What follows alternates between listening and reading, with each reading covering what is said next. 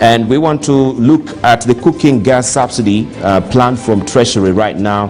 The Treasury has announced plans to revive the stalled subsidy scheme for the affordable cooking gas from July, promising relief to families hit by record LPG prices spikes following the Russian invasion of Ukraine. And allow me just to engage our guests on this as well. We begin with Kiprono Kitoni on this particular subsidy on cooking gas. Right now we're feeling the impact of Russia-Ukraine war.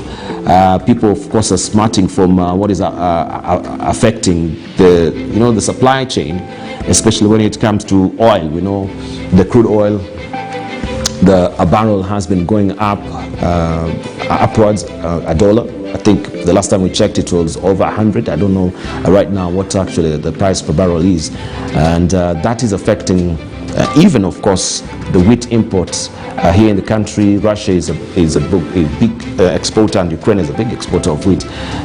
What is the current state of play from your own assessment, and especially looking also at the securities markets? I think that there's many things that one could look at, many perspectives one could look at this problem, especially the war in the Ukraine and Russia. Yes. But certain short-term, medium-term impact will be a great inflationary pressure on the economy, global economy. I mean, if we look today at fertilizer, for example, it is 100% higher than it was last year. Yes. And I think that presented itself a major crisis from an agricultural perspective, because many farmers are unable to cultivate their farms. Yes. Because they cannot afford the base raw materials. Secondly, that now will speak to the cost of food. At the end of this year, what's the price of unga going to be, for example? I mean, we've seen a very direct consequence it has had on petroleum, fossil fuel prices. The prices the effect it's had on gas prices, like we just talked about a few minutes ago. And I think, for me, the world has to brace itself for some very serious turbulence from an inflationary perspective. And in Kenya, that will be a big challenge for the new administration, because they'll be taking over at a time when all these things will be sort of crystallizing. Yes. So we're just still smarting from COVID-19 pandemic effects. Right now, the other shoe has dropped, which is the Russian-Ukrainian war. Yes. Let's hear from Professor Collins Odote. Good morning, Diban. When I was last in the show, I think around 4 weeks ago. Yes. Then the fighting in Ukraine had just started. And there was a heated debate amongst panelists as to what the effect will be on Kenya. And I think a few people were making the point that the effect will not be direct. 4 weeks later, it is now clear they were wrong. That's the beauty of time. Time is able to confirm things. They were completely wrong, because, as Kiprono says, if you can already see, the petroleum prices is being affected directly. I think because of Russia's place in terms of the quantity of oil that it produces across the country. And that's going to have a huge impact. Anytime there is turbulence in oil prices, it affects the economy immediately and for a long time. Because petrol is a prerequisite for many things. It affects transport, it affects cooking, it affects manufacturing, so that's going to have a huge effect. The second is wheat and Ukraine, and Kenya and wheat production is also a critical issue, and that again is going to affect us. I think the third thing is what you've just said, Dibal, is that this crisis is coming hot on the heels of another. It's just 2 weeks ago when CS Mutahi Kagwe said we are now relaxing the COVID-19 protocols, and one would hope that we are now moving towards economic recovery. But lo and behold, yes, just when you're saying let's start economic recovery measures, you still must then deal with the practical consequences of the fight in Ukraine. I think lastly for me, Dibal, I think watching TV last night or 2 days ago and watching the amounts of displacement that is taking place, the amount of refugees, the amount of Ukrainians that are having to move out of their countries. But even for us as a country, over the last few days, the question about our people who have to be evacuated back to Kenya, because there are Kenyans also in Ukraine. So if you take all that together, I think there's going to be both an economic but also a social crisis that we'll have to deal with as a country in terms of the impact of the war in Ukraine. And the other thing it does, it dents international relations. I think for a long time, international relations has the role of the international community in trying to deal with things has been reducing because of increase in nationalism. I think this effect of the war in Ukraine again tests international relations, again tests the place of the UN, and again tests the question as to whether we are not moving back to looking at ourselves more inward as opposed to more outward. I think those are things that concern both from a political perspective but also from an economic perspective. Right, but when you talk about the subsidy, I think this is not really stimulated by the war in Ukraine, because we had the ministry talking about the cooking gas subsidy way back.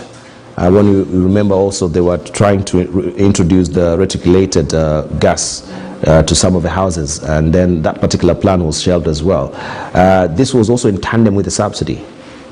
Yeah. So has this particular Ukrainian war now brought that particular conversation on the table? You know, the reality, Dibal, is that the small-scale person, your ordinary family, has been suffering economically, and that's why the subsidy was being brought in to try and cushion them against the effects of the turbulence in terms of prices. You know, the Electricity Regulatory Commission, ERC, was supposed to be helping us to ensure that we have a much more stable pricing. We haven't had that for quite some time. The war in Ukraine is not the reason why it's coming back on the table, but it heightens the urgency of that conversation, because people are suffering already anyway. Now, if you add on to this new impact, it just means that we need to do something in terms of cushioning the ordinary person, because if we don't do so, the impact is going to be great. And as Kiprono says, I think it's 5 months to an election.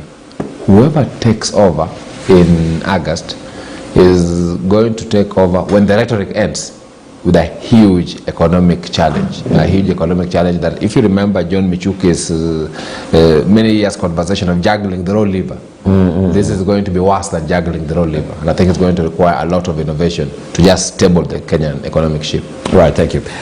Well, let me try and rope in also Bill Okero, businessman, former senator also of Mandera, and the chair of the Finance Committee in the Senate. Good morning, good to see you.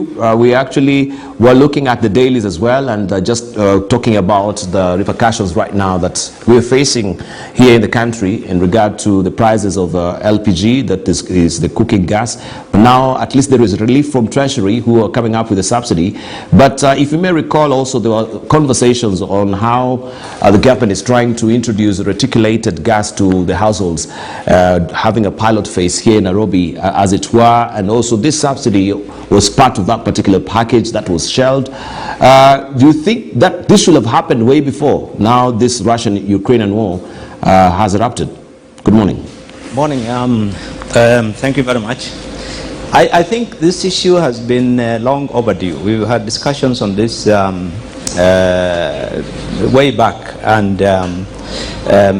there's no doubt that the government has looked at the possibility of moving, not the possibility, but actually moving away from our traditional wood and charcoal and those things to gas for a long time because of environmental issues. But I think it's time that the government took advantage. Even today with this crisis, the government should take advantage of government-to-government oil or petroleum or gas-related procurements. I think this is critical, and a number of countries are already considering this. In Kenya, for a long time, that issue has been fraught with questions of integrity. But I think for a developing country like ours, with challenges of resources and debt and all that, I think it's important that the government must consider that.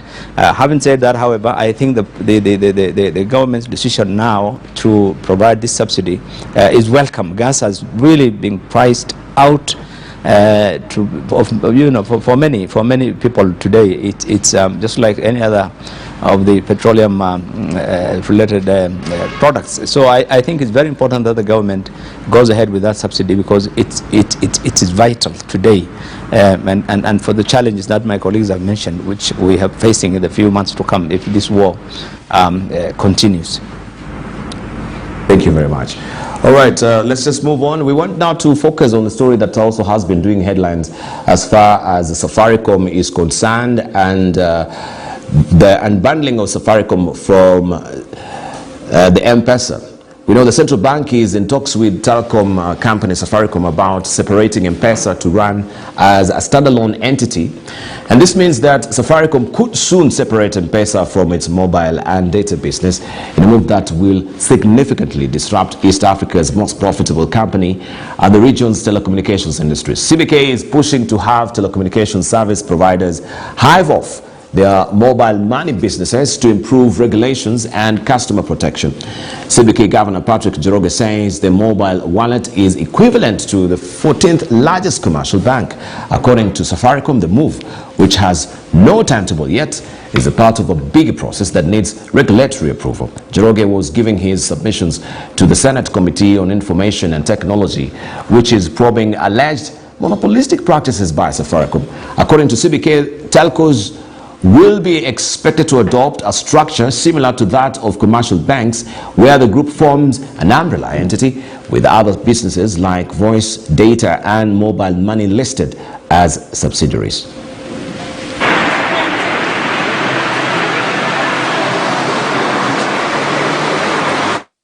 So truly, what does this really portend? And this has been a very long, protracted debate that Competition Authority has been involved before. We had also Telecom Kenya really raising issues of the monopolistic nature of Safaricom and the dominance of Safaricom. Airtel also has been on that particular table. Remember, there was also that speculation that Telecom will be merging with Airtel at the end of the day, and that particular conversation also tapered off and disappeared completely. But now here we are again, the regulator is coming to the fore, and analysts have been questioning the role of a regulator in terms of now pushing this particular wage between Safaricom and M-Pesa.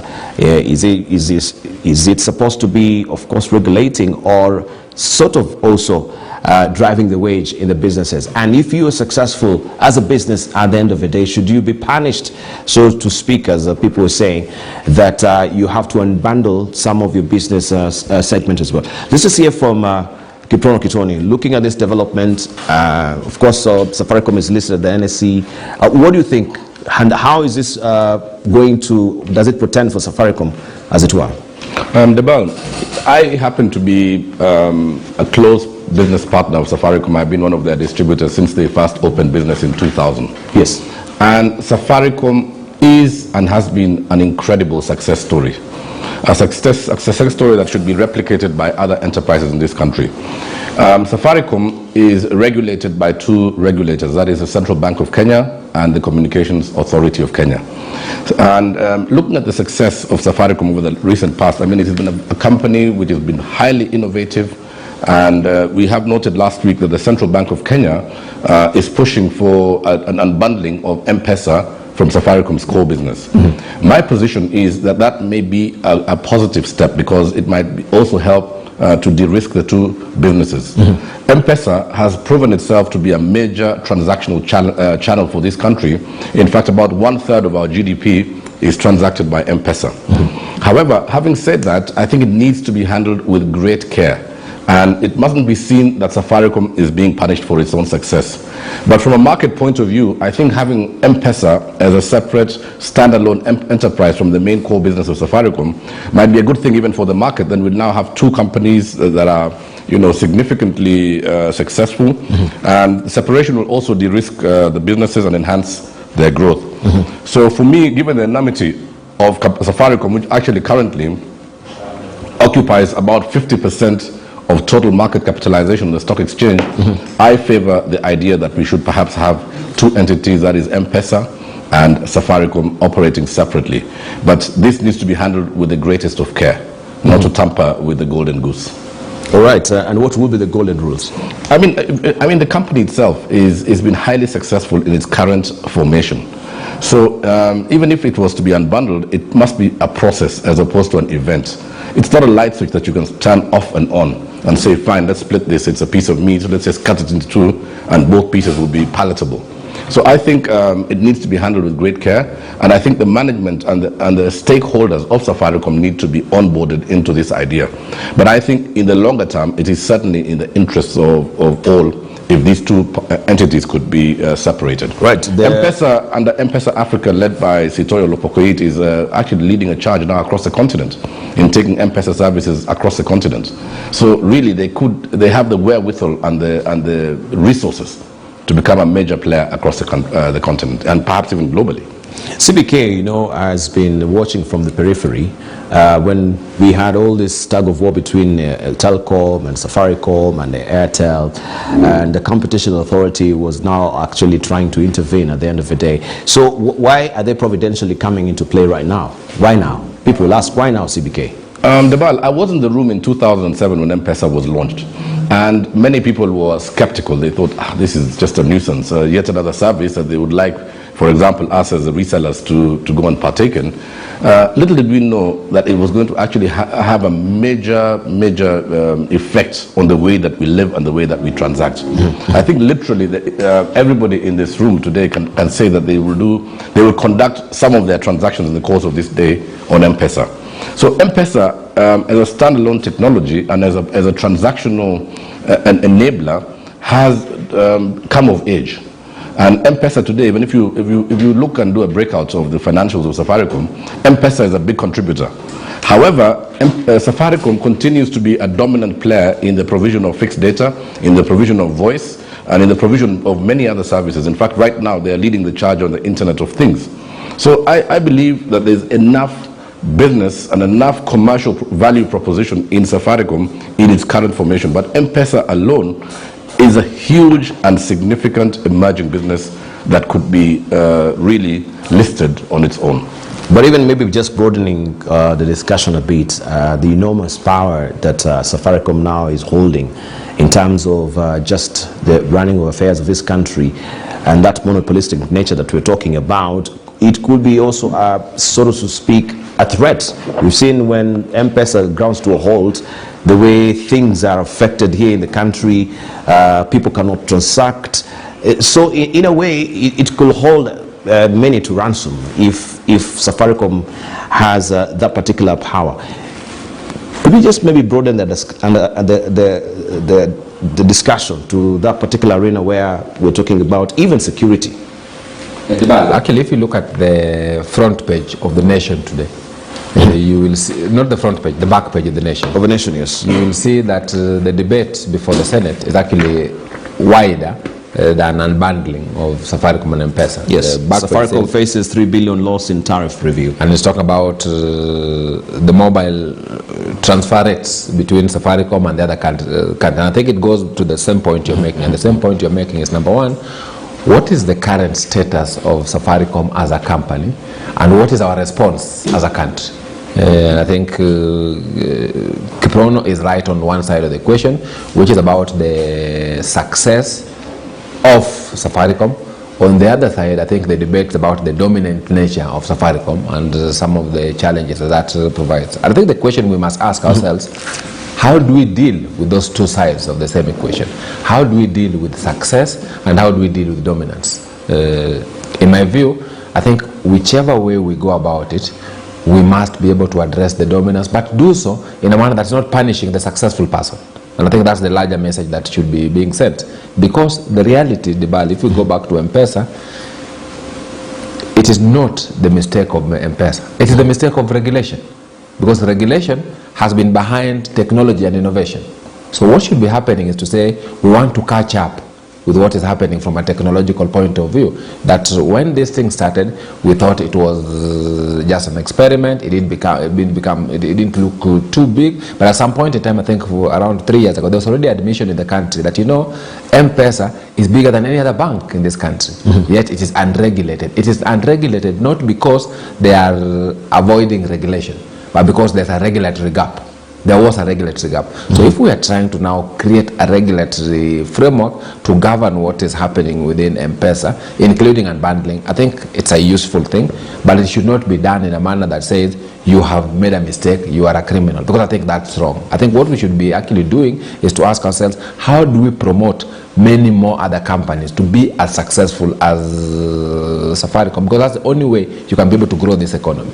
Having said so, I think the conversations about separating the two companies, the two elements of it in terms of the provision of data and voice vis-a-vis the money transfer aspect, which is M-Pesa, is a useful thing. But the second more useful thing is what you've raised. It is important for us to ask ourselves, moving into the future, how do we ensure that as companies become successful, they do not veer into the era of being monopolistic? Because when they are monopolistic, yes, the ordinary person will see the success, but the legal implications of that success in terms of monopoly, in terms of then making it more difficult for other people to succeed, would then come. And if you look at the back page of the Nation, the back page of the Nation is admitting, again from the ministry itself, that we reviewed this last year and we found out that, look, the amount of money that they were charging is way too much. In fact, that they were getting billions, if I get it right. They were receiving 3.5 billion, yet they should have been receiving 1 or 6 million. Who do we blame for that? Is it Safaricom? No, I don't blame Safaricom. I blame the regulator in terms of not doing a good job. And I think if we're trying to correct some of the lapses that have existed, let's do so. But let's do so in a manner that, in my view, does not send the wrong message to the business person that, our regulatory approach is one of a hammer. That we're looking for Kiprono. Anytime Kiprono is successful, how do we bring you down? But it must be a regulator's approach which is facilitative and also equitable. All right, let's hear from also Bill Okero on this particular development as well. Your turn of thoughts?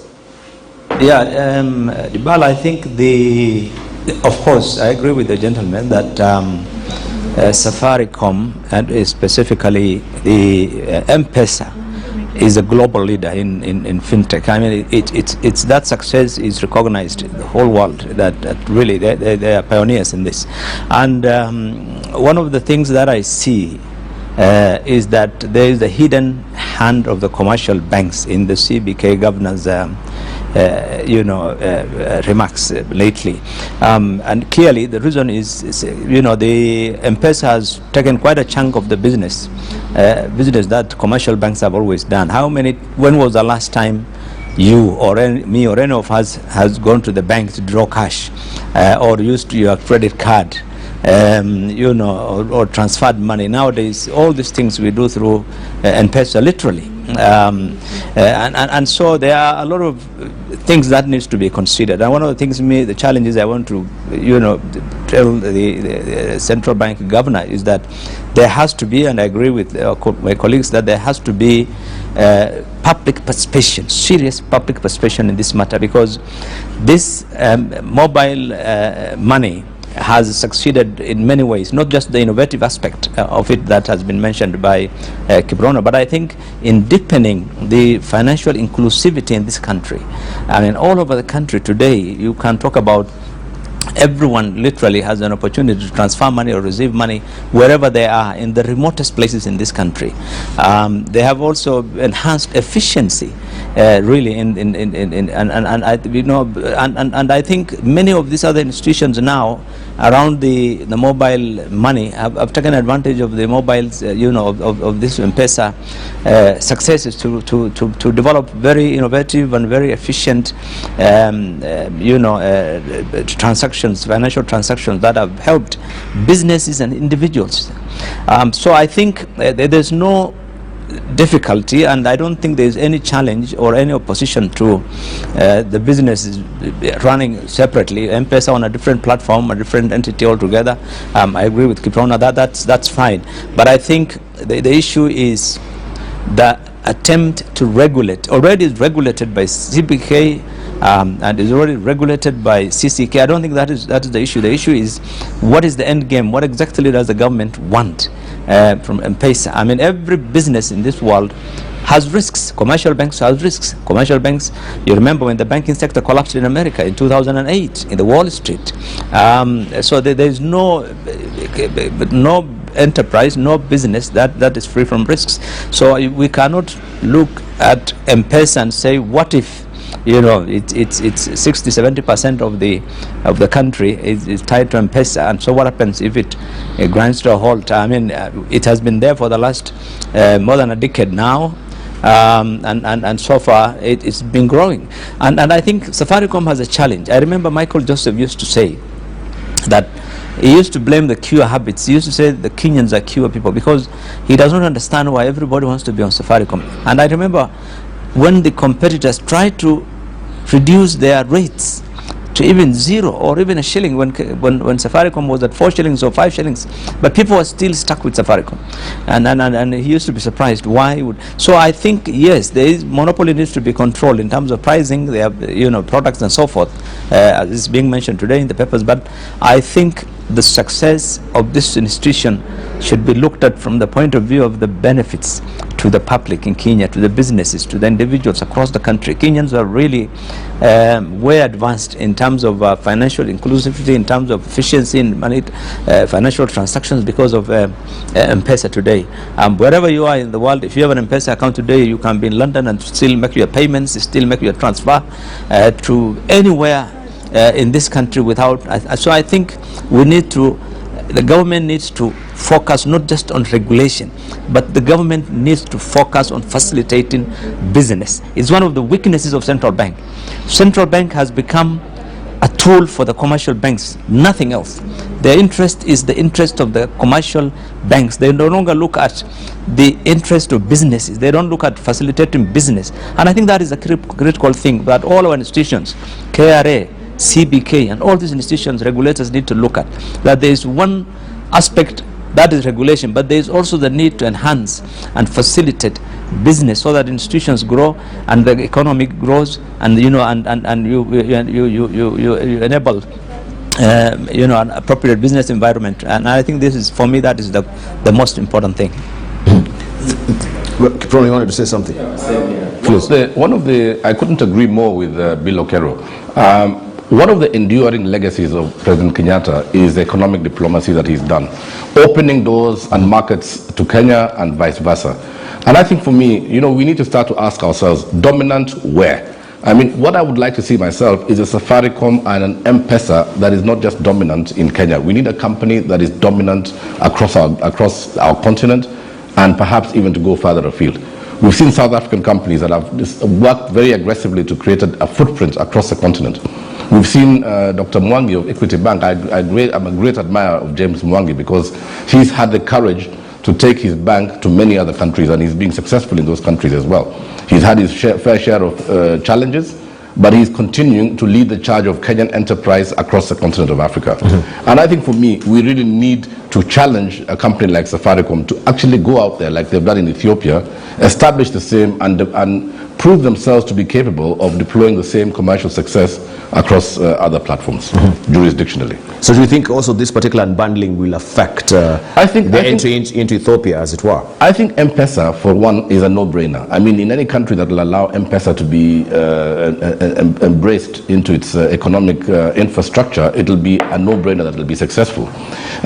In many countries, again, like I say, I'll use South Africa as an example. We know that the South African commercial banks are very, very strong, and they are sort of a bulwark against introduction of new technology to compete with the services that they offer. That is why there is no M-Pesa in South Africa.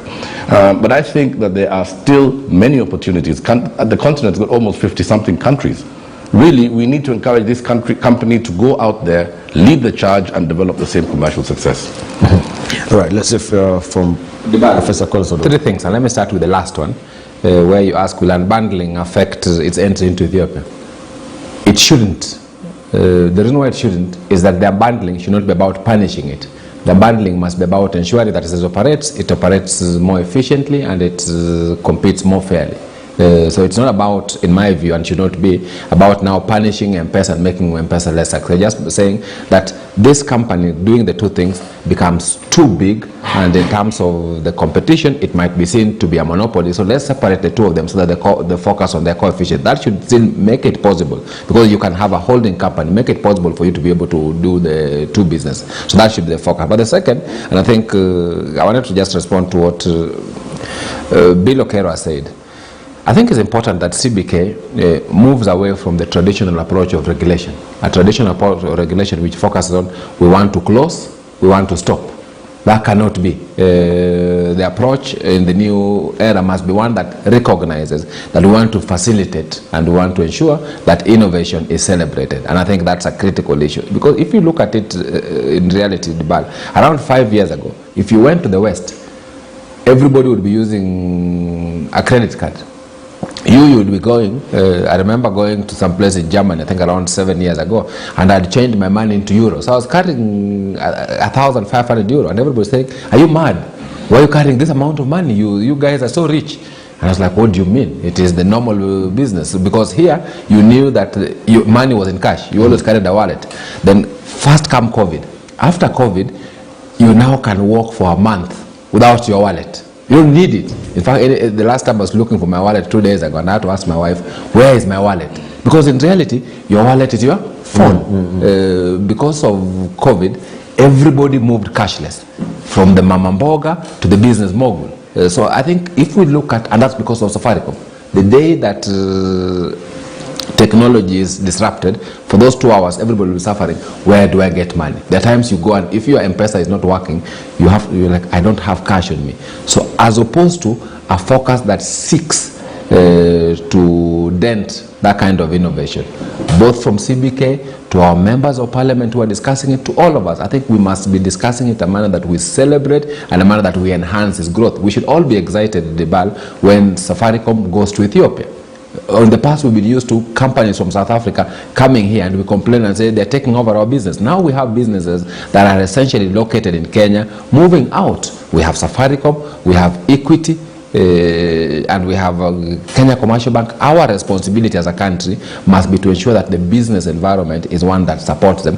But secondly, must be to ensure that the Kenyan public are excited about their success, because that success is not just a success for the companies, it's a success for the country, because it gives the country a good name, both in terms of diplomacy, but also in terms of tourism, and even in terms of even just the pride that it gives the country. That's the kind of, that, for me, that should be the role of every regulator, and that should be the role of the law, to ensure that that success is celebrated and that success is sustained within a context.